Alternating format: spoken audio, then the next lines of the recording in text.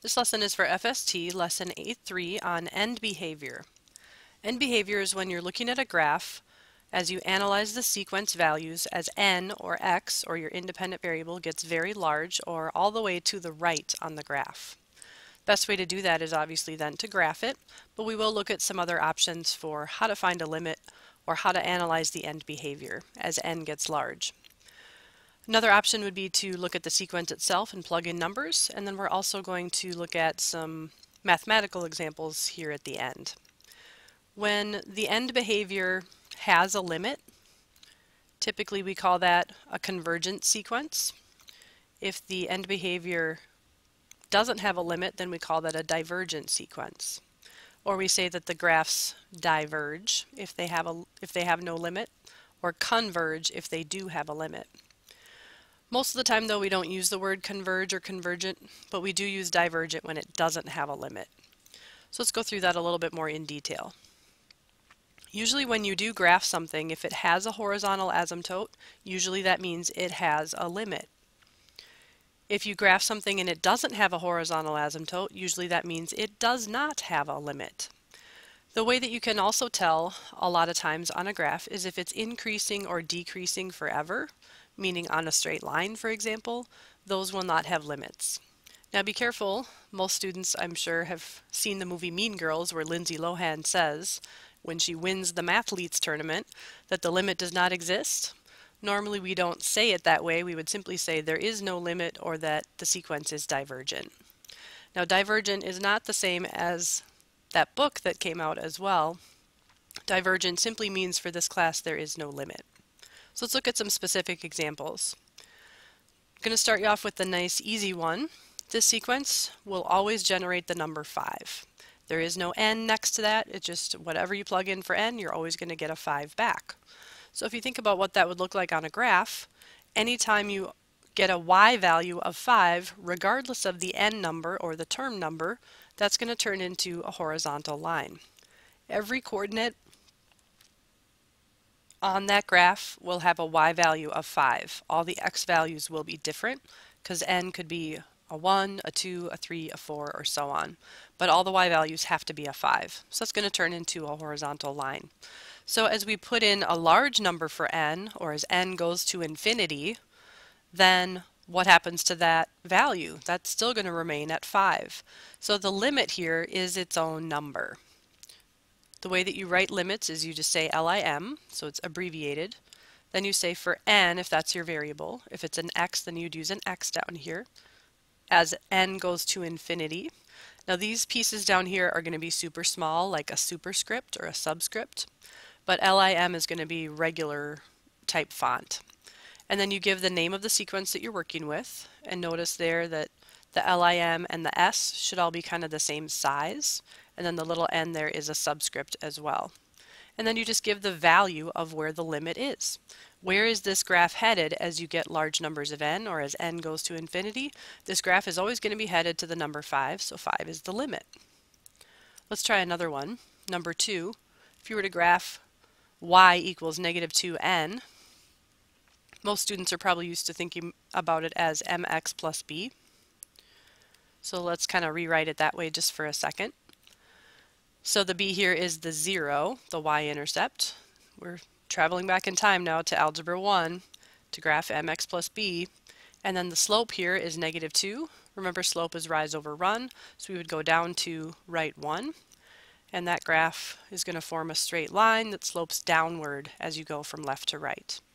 So as this graph continues to decrease for values of n, as n gets larger, the graph is just going to keep going down. It's not going to head or point towards a particular number, it's just going to keep decreasing.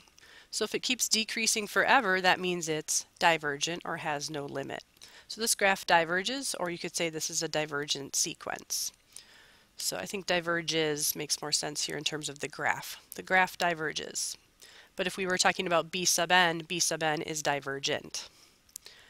Let's do the third one here. Again, we're going to make a quick graph. Hopefully students know or recognize what that's going to turn into. If you have something squared, that's always going to form a parabola.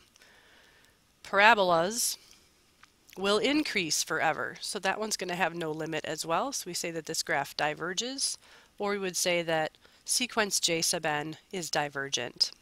Another thing to keep in mind here is that neither one of these two graphs, number 2 or number 3, has a horizontal asymptote. Now that's when students say, well, neither does number 1, and it doesn't have a horizontal asymptote because it is horizontal. It wouldn't have a horizontal asymptote. But because it is horizontal and it's always going to point towards the number 5, this one does have a limit. So this one's the exception to the horizontal asymptote rule. But you can clearly see number 2 and number 3 don't have horizontal asymptotes, and they increase or decrease forever, so they are divergent. The next one I want to look at with students is probably the most important one for limits. Whenever you do 1 over your variable, that's always going to turn into a hyperbola graph. Hopefully students remember that from chapter 3. We made flashcards of the parent functions, and it looks like that when the n is positive. So this will have a horizontal asymptote right on that x-axis. So right away then, that turns into a limit. So the limit as n goes to infinity of c sub n is 0. That one's going to come up a lot. Students just need to get that memorized, that when you do 1 over a variable, the limit of that is going to be 0. The last one I want to mention here in this section, one other thing here for number 4, the book refers to this as the harmonic sequence. So if you hear that phrasing, just know that they're referring to 1 over n. And the limit for the harmonic sequence is always going to be 0. So the last one I want to mention here in this section is the alternating harmonic sequence. And I'm only mentioning this one because the book mentions it. So it's alternating harmonic sequence. And it doesn't show up very well on your calculator, so I would recommend taking a look at this one or a peek at this one in your book. When you graph this one, it alternates on either side of the x-axis. So it starts out up here, then it goes down here, and it just alternates back and forth. And by the time you're done, what ends up happening is you end up with 2 curves that do that. Now when you try to graph that using x's instead of n's, it's not going to show up like that. The calculator is going to connect as it goes, and so it's going to look like a zigzag, which technically is correct, but what's happening there is that we're going to end up with a horizontal asymptote, and that horizontal asymptote will also be at 0. So we'd say the limit of g sub n as n goes to infinity is also 0. So I just wanted to mention that one because it's mentioned in the book. The one that students really need to focus on, however, is the harmonic one, number 4. The next thing that happens in the lesson is there's a bunch of properties and a bunch of other properties that students need to be comfortable dealing with. So I just want to quickly run through those and give you a few more examples. The properties of limits behave very similarly to what you're normally used to. Remember the first one we did today? The limit of a number is itself. Well, that's illustrated here in this first property. The limit of a number is always going to be the number. So that one we already know. We verified that one today with our example. Next, if you look at the next 4, they involve addition, subtraction, multiplication, and division. So when you're working with limits and then you add, subtract, multiply, or divide, the limits simply behave in the same way. You're going to add whatever that number is, or subtract, or multiply, or divide by that number. So limits behave in the very same way that regular operations in math behave as well. So here's an example for students of how to incorporate that idea into another type of question that they might have to encounter. This one we can find the limit by using our math skills or our algebra skills. Find the limit of this sequence, and the sequence is 5n plus 1 over n. First thing we do is break up the top into 2 separate pieces. Know that you can only do that when the bottom is one thing. If this said n minus 1 on the bottom, we wouldn't be able to break up the n and the 1 from each other, because the pieces of a fraction do get grouped together. But because the bottom isn't grouped, we can go ahead and separate the tops. So I just put the top of 5n and the 1 as separate fractions. The n's then will cancel, leaving me just a 5. 1 over n obviously is going to stay as 1 over n. So because of the properties of limits, I'm going to find the limit of each piece separately, and then I'm going to add them together. So the limit of 5 is 5. We've already talked about that. And then the limit of 1 over n, students should know or have memorized that 1 over n is always going to have a limit of 0. So 5 plus 0 there is just going to be 5. So the limit of the whole thing is 5. So that illustrates our last set of properties. When you're working with the limit of 2 pieces that are being added together, you can add the limit separately, or you can add the the functions together and then find the limit. So you can utilize that to your advantage. Know that that also works for subtraction and for multiplication and for division. You can do the functions together or separately when you're finding the limits. So that's what happens on the next question, which is example 2.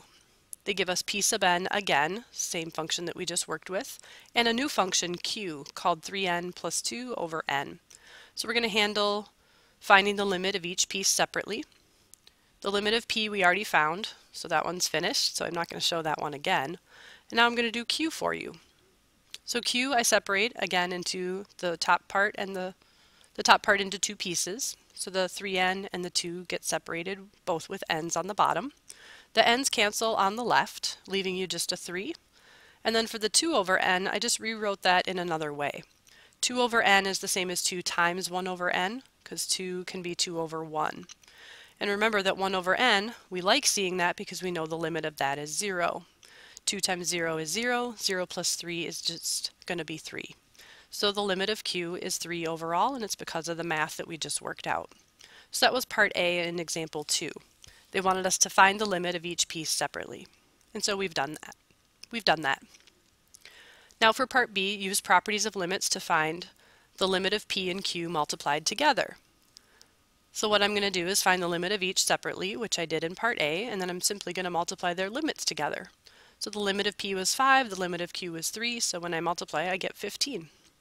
Then they just ask you to confirm your answer by graphing it. And so what you'll see when you do that is that you're going to graph p and q together by multiplying. And you can do that on your graphing calculator, and it should look something similar to this. Notice that the window here goes from negative 10 to 30 for the y values, and negative 10 to 10 for the x values. When you first type it in, your window is going to be set from negative 10 to 10 and negative 6 to 6. So you might not see this graph exactly as it is the first time. Let's talk about what you're going to type in. Since we're doing p times q, p is this, q is this, and if you multiply those together on your calculator and try to graph it, if you use n's, it's not going to work. So make sure when you type it in, open up a new graphing page, and then simply type in 5x plus 1 over x, so use x instead of n. Put the first one in parentheses and then just do a times and then do the second one, 3x plus 2 over x. So you don't have to do any fancy mathematical work here. You're going to just let the calculator do the work for you. It's going to go ahead and multiply them together, and it's just going to show you the result. And then again, we just had to change the window a little bit. I knew to change it to 30 because I knew that the asymptote was going to be at 15, because that's where the limit is. So I just went twice as big as that to see the entire graph.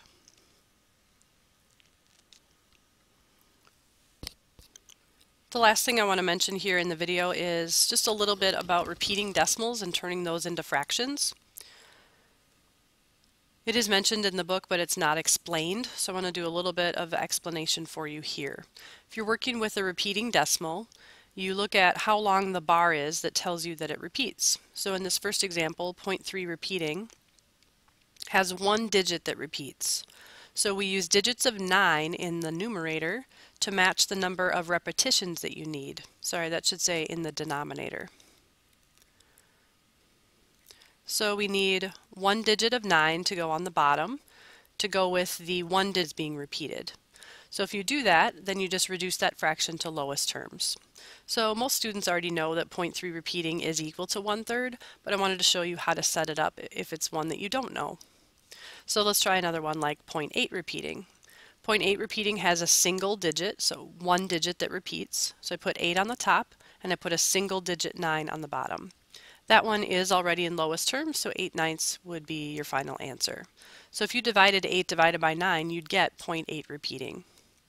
So let's try one that doesn't have a single digit. If you tried to do 0.27 repeating, where both digits repeat over and over again, 0.27, 27, 27, 27, now you have two digits that repeat, so you want to use two digits of 9 on the bottom.